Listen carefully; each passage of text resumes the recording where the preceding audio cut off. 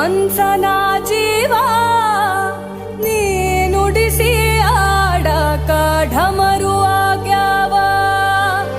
ಯಾಕ ಶಿವಲಿಂಗ ನಡೆಸುತ್ತಿ ಹಿಂಗ, ಏನೇನೂ ಇಲ್ಲಯ್ಯ ನಮ್ಮ ಕೈಯಾಗ.